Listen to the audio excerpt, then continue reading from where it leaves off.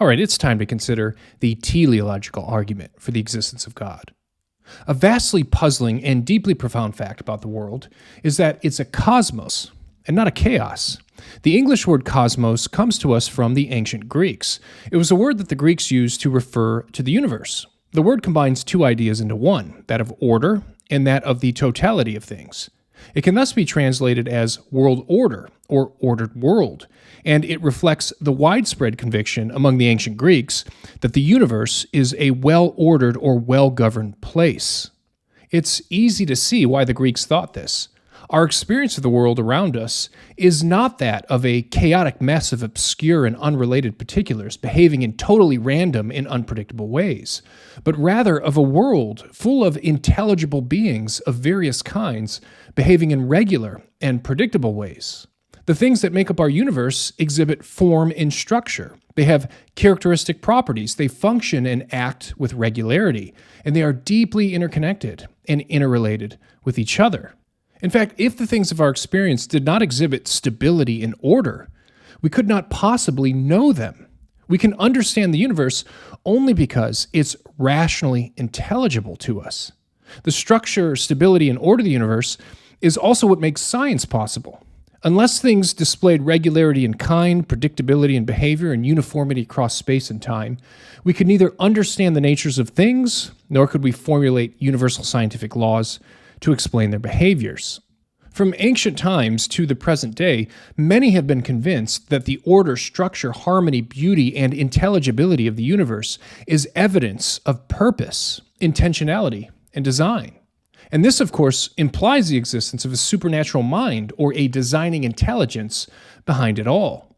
Indeed, there seems to be a kind of intuitive sense of design that's natural or built into the human consciousness. This is something that's minimally reflective and non-demonstrative. We seem to be programmed to naturally infer design when we're confronted with harmony and beauty, and to naturally infer mind or intelligence when confronted with specified complexity and definite order. The attempt to rigorously spell out and formalize this intuitive sense of design in nature into an argument for the existence of God is called the teleological argument. The argument gets its name from the ancient Greek word telos, which means end, goal, or aim. The teleological argument actually consists of a diverse family of arguments that seek to demonstrate or infer the existence of God by appealing to some aspect or feature of the universe that gives evidence of purposiveness, intentionality, or design. The argument is also commonly referred to today as the argument from design, or simply the design argument. Like the cosmological argument, the teleological argument has deep historical roots.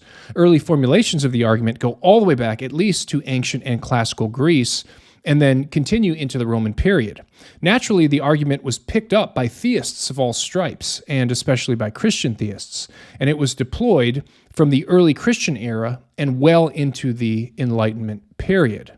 Probably the most famous or infamous design argument comes to us from William Paley, who was an 18th century Anglican clergyman and popular preacher who formulated a case for divine design that has come to be known as the watchmaker analogy. Now, throughout much of the modern period, many had considered the argument for design, especially Paley's version of it, to have been decisively defeated by the combination of the skeptic David Hume's philosophical criticisms and the emergence of Darwinian evolutionary theory. However, in the late 20th century, the teleological argument came roaring back onto the scene thanks in large part to the remarkable discovery of cosmic fine-tuning in the field of astrophysics and the rise of the intelligent design movement in microbiology.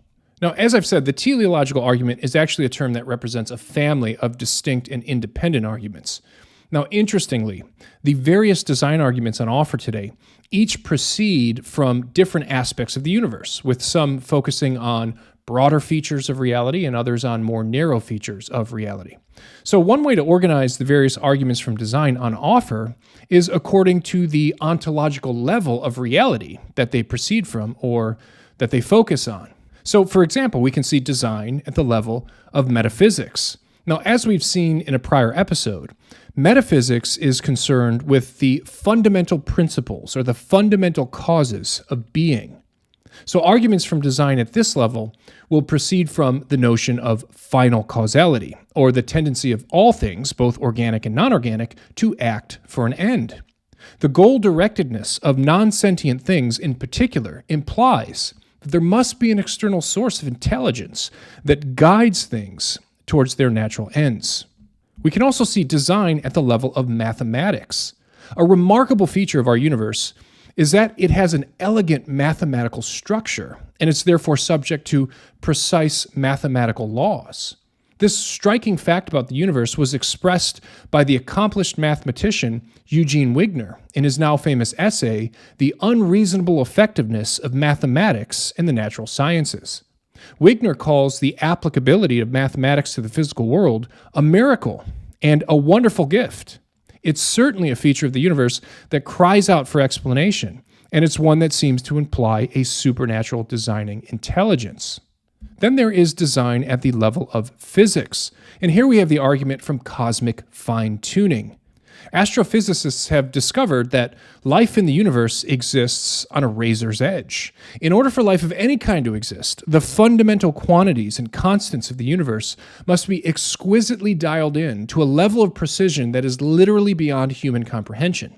Since the probability of life-prohibiting universes is vastly greater than that of a life-permitting universe, it's overwhelmingly unlikely that we should exist. Yet we do exist. It seems reasonable then to infer that our existence has been contrived and planned for. We also see design at the level of biology. When Darwin first proposed his theory of biological evolution, he supposed that the living cell was a relatively simple thing. Today we know just how wrong he was. As it turns out, each of the 36 trillion cells in the human body displays a level of complexity on the scale of a large factory or even a small city, with a myriad of ordered and interrelated parts and sophisticated micromachinery all fulfilling complex operations. Design inferences are drawn up from biological complexity from several different angles. For example, Michael Behe argues that there are biological systems that are irreducibly complex, and as such resist standard evolutionary explanation. William Dembski argues that biology displays specified complexity, a telltale signature of design. And Stephen Meyer argues for intelligence as the best explanation for the information-bearing properties of DNA. Finally, there are powerful arguments for design that proceed from the undeniable fact of human consciousness. There are aspects of human consciousness that simply cannot be fully accounted for by a purely materialistic or blind Darwinian explanation. These include things like the irreducibly first-person awareness of conscious experience, the unity of consciousness, intentionality, rationality, and free will. Adequately explaining these features of human consciousness requires us to go beyond the resources of naturalistic materialism to an ultimate cause that is itself intelligent. Of course, in our introductory look at the teleological argument, we're not going to be able to examine every one of these arguments at these various ontological levels. Instead, we'll sample the case for design by looking at a metaphysical argument from final causality, as offered by Thomas Aquinas, and the cosmic fine-tuning argument that comes from modern astrophysics. Now, when it comes to arguments for the existence of God, it's important to appreciate the relationship between the various approaches. There's a proper order between cosmological and teleological arguments. As we've seen, cosmological arguments are concerned with the most basic, the most universal, the most fundamental aspects of things, being or existence.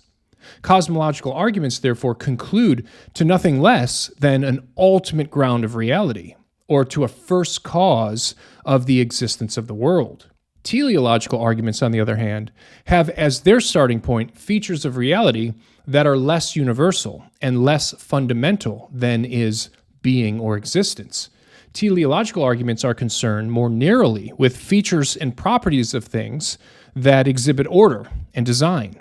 So the conclusion of teleological arguments are going to be more modest. We'll get to a designing intelligence who's responsible for the intelligibility and purpose in the world.